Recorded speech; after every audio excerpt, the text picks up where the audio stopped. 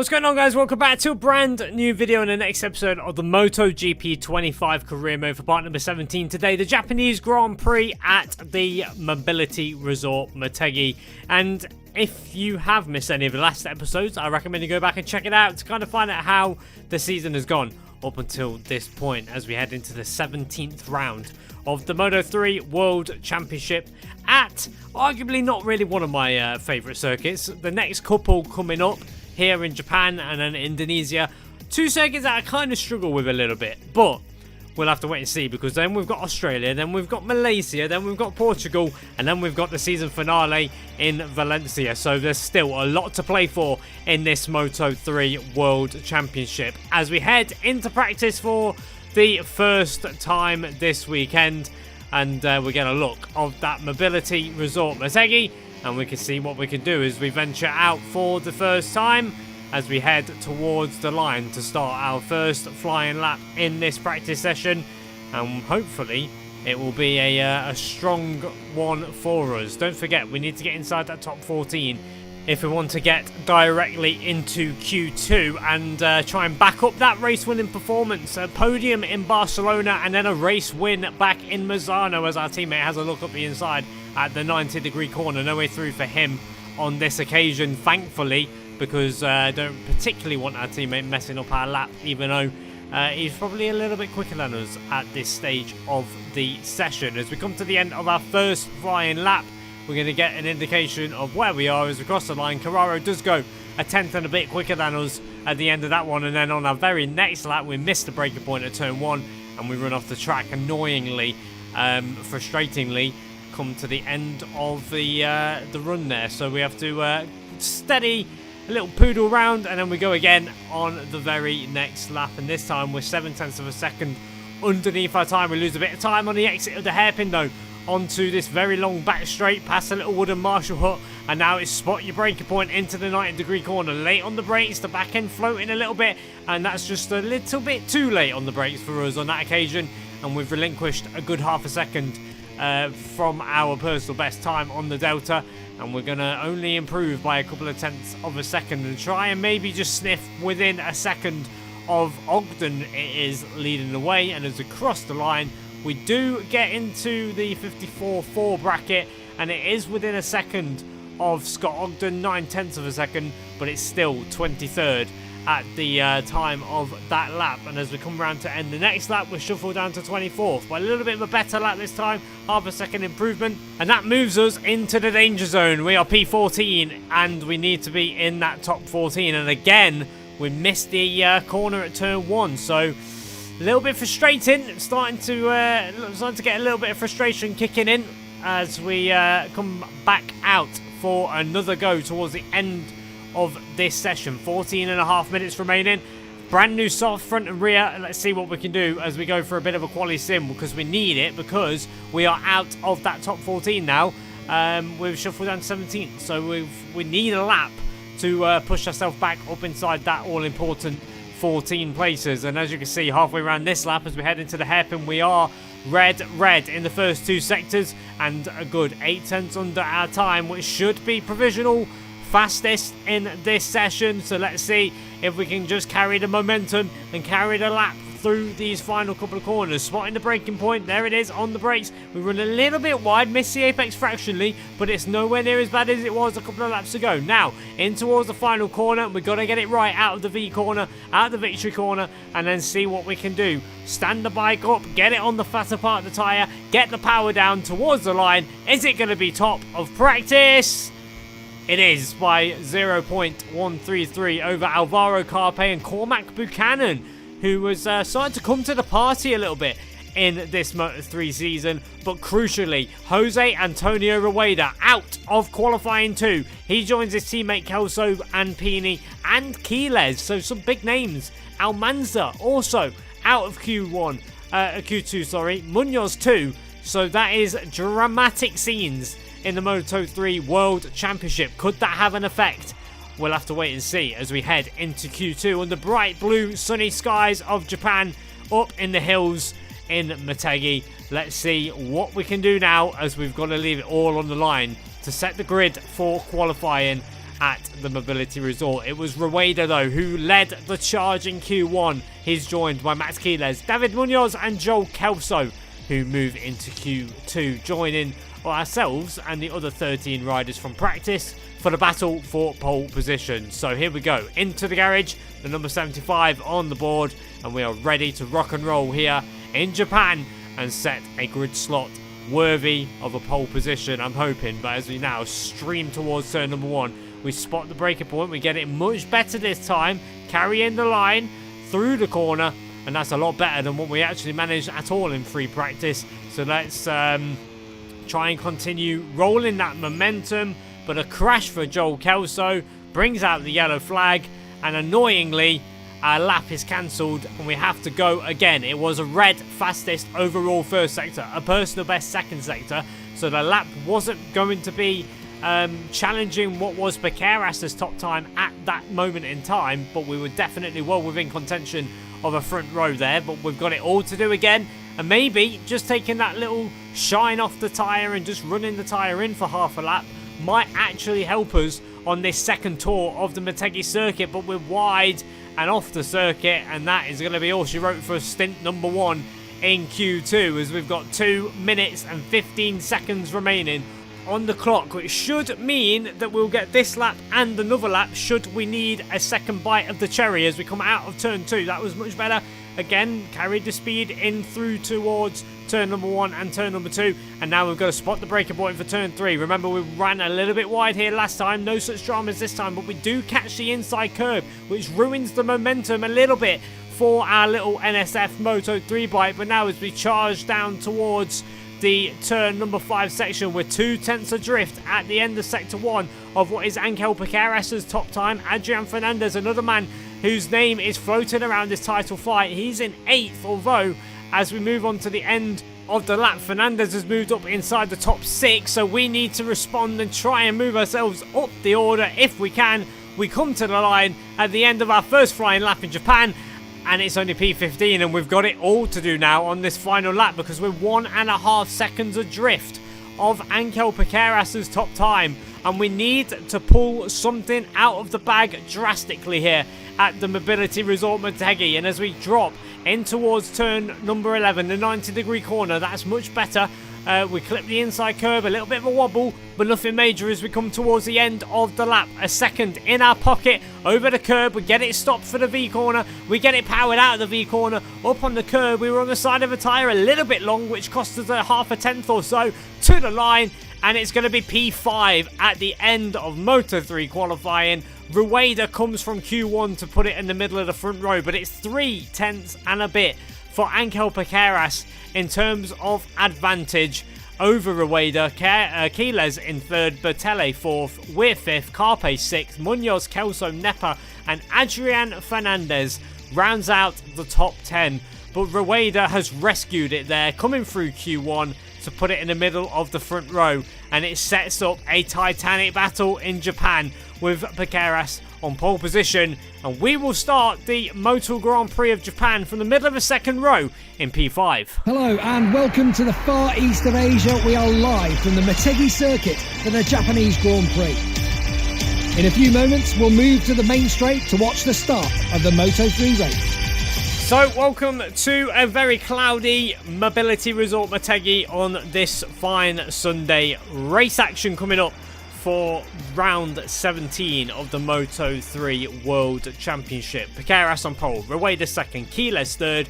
We start in the middle of the second row in 5th position, and hopefully we will come away with a strong result in this Moto3 race. There's a look at the starting grid. And here is your pole man, Angel Becerras on the MT Helmets MSI bike. He will have a clear run in towards turn number 1. We are starting P5 with Alvaro Carpe alongside us in the Swan. A little look at the tyres, a mixture there. I saw some soft mediums, saw some mediums, saw some medium softs. We're going to stick with the soft, and let's go. The riders are all lined up on the starting grid. Just a few moments more and the lights at Motegi will go out to start the race.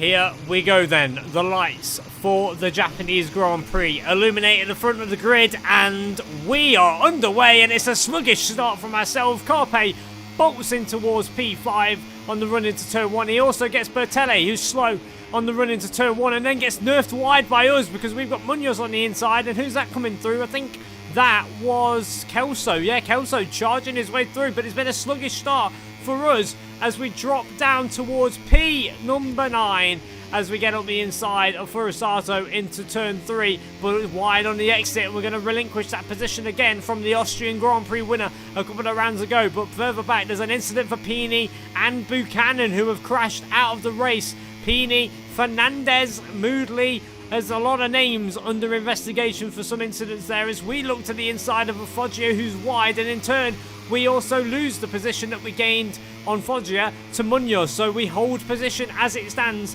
as we stream our way through the middle sector for the first time, and then in towards this left-hander of turn 7. We've got a faller, and I think that was Piqueras. It is! Piqueras has gone down. Your Moto3 Championship contender has crashed out of contention. He's not out of the race, but he's out of contention in Japan. A first lap mistake for Angel Piqueras at turn 7, and his race is pretty much run here at the Mobility Resort Motegi, and we need to acknowledge that, and we need to now just focus on the results, because it is Max Quiles who leads, Carpe second, Nepa third, and then you've got the likes of Rueda in there. I think Adrian Fernandez is behind us at this moment in time, which is also good for us as Foggia comes in very close into the 90-degree corner. We need to now just keep our cool and work our way through Munoz, who clips the inside curb, and for a second there I thought Munoz might have been going down on that left-hander. Somebody else has gone down further back as well. Almanza getting a track limits warning. It's not him because I can see the two leopards.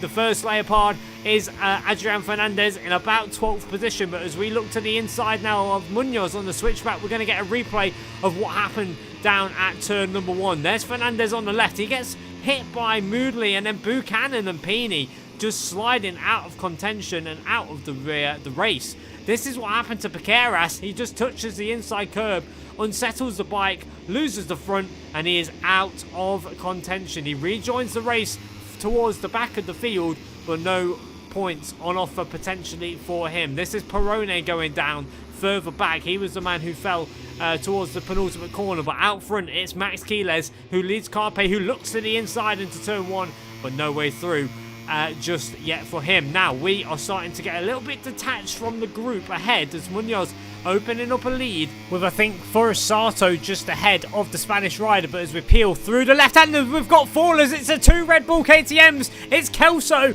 and it's Rueda. And I think Bertelli has also gone down behind us. But on the left-hand side of the screen, Rueda and Kelso are out of the race.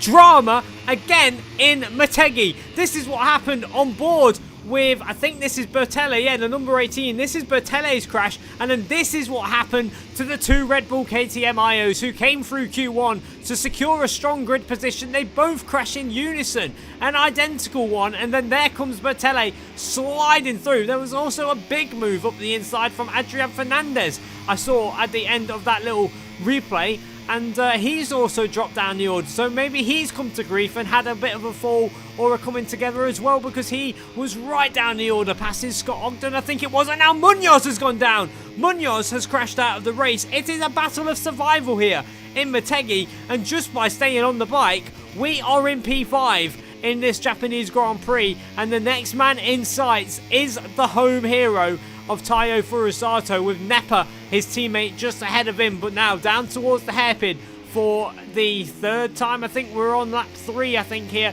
in the Japanese Grand Prix. We need to try and work our way forwards now, because with Rueda out, Piqueras not scoring, and then Adrian Fernandez further back as well. This is a big chance for us to really, really lay the hammer down and pick up some very valuable points here in Japan as we head under the tunnel on lap number 3. Skipping on now to lap 5. As you can see, we've not made any further progress yet in this race. We've got the two MLAV bikes, 8th and 9th, of Eddie O'Shea and Marcus Uriarte. They are up the order as well. But here's your leader, Quiles, who's gone down. Max Quiles has crashed out of the lead of the Japanese Grand Prix. He gets back on, he rejoins the race, but he is out of contention and he crashes from the lead, and it's now Alvaro Carpe who inherits the lead of the Japanese Grand Prix, and to the delight of the Japanese fans, Tayo Furusato is on course for a home podium, but we're going to try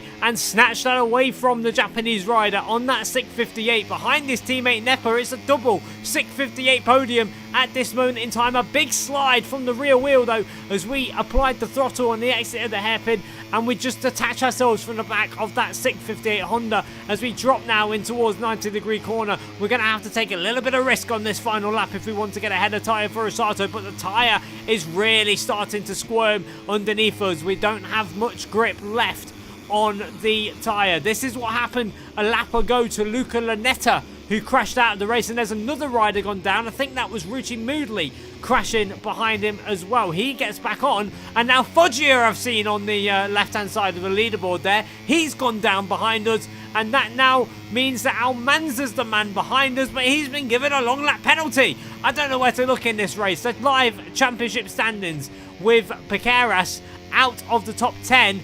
It's 26 points to gap now. We've got a 26-point lead. We've got 37-point lead over Adrian Fernandez and Rueda in 4:59 back. So it is a big point swing in our favour as we go wide into turn number 3. That's not ideal. This is what happened further back from the eyes of David Almanza, who picks up a long lap penalty in the process. Now, Max Quiles has somehow, ladies and gentlemen, rejoined and worked his way up to P7. He's ahead of Almanza, but not for long because he's gone down for a second time in this race at the same corner, the same crash. Quiles is down, and this time he's still not out of the race. Fair play to him. He's still going and hanging on for dear life in this Japanese Grand Prix. Almanza goes for his long lap penalty. That looks like it might be Bertele, who crashed earlier in the race, getting ahead of Almanza. So Almanza doing his long lap and only losing one position there. That's worked out quite nicely for the Leopard Honda rider as we drop down in towards turn number 5. You can see he's lurking and lurking. He's trying to work a way back through, but no way through just yet unless he can have a run up into turn 7. The danger corner is closing right up to the backs, and no way through. But then we've got a faller. He's gone down and out of the race. I'm not sure who it was. I think it was Bertele. I might be wrong, but that is a disaster for whoever that was on that MTA bike. But as we pick it up with us, it's going to be P4 in the Japanese Grand Prix. Almanza will be 5th, but it's victory for Carpe. Nepa 2nd. Furusato comes home in 3rd. Almanza 5th. Eddie O'Shea in 6th. Adrian Fernandez is 7th, and Marcus Uriarte rounding out the top 8. Detweiler 9th, Foggia 10th, Carraro 11th, Quiles in 12th after a double crash for the Spanish rider. That race had a little bit of everything, and that was a crazy Japanese Grand Prix, and a Grand Prix that we come out finishing P4, not quite on the podium, but an all-important P4 nonetheless, because we gain points on Adrian Fernandez, we gain points on Angel Piqueras, and we gain points on the retiring Jose Antonio Rueda. It is a big result in Japan for ourselves, and one that we desperately needed after what I thought at first was going to be a very, very difficult race for us. Further down the order, Ricky Rossi 13th, Ogden 14th, and Boasri 15th, and then the list of names who weren't in the points. It's 26 points lead for ourselves over Angel Piqueras. Adrian Fernandez 3rd, 35 back. Rueda 4th. Munoz 5th, 80 points back, with Max Quiles in 6th. And Alvaro Carpe, thanks to victory in Japan, jumps up to 7th. And Furusato also moving up the order to 9th as well. But a big start to the flyaway leg of the Moto3 World Championship here in Japan. and we are very much in contention for potentially fighting down to the wire for a Moto3 World title. Although, if we can just continue edging out the gap and eking out the gap, we might be in contention for a victory and sealing that title earlier than maybe we first thought. Here's a look at some of the rumours going around in the Moto3 World Championship. A few riders looking to move, a few riders potentially on the move to Moto2 there, I saw, with Adrian Fernandez. It'd be interesting if myself and Fernandez go up to Moto2 next season if we get a decent offer. But as you know, if you've been following the series, we are linked strongly with the Red Bull KTM IO squad. But there we go, the Japanese Grand Prix done and dusted. A huge result for ourselves, a big P4 and a big dose of points for our championship attack. If you guys enjoyed the video, hit the like button, hit subscribe, and I will see you next time for round 18 at the Indonesian Grand Prix, where we will look to step one step closer to the Moto3 crown. So until then, thank you very much for watching, and goodbye.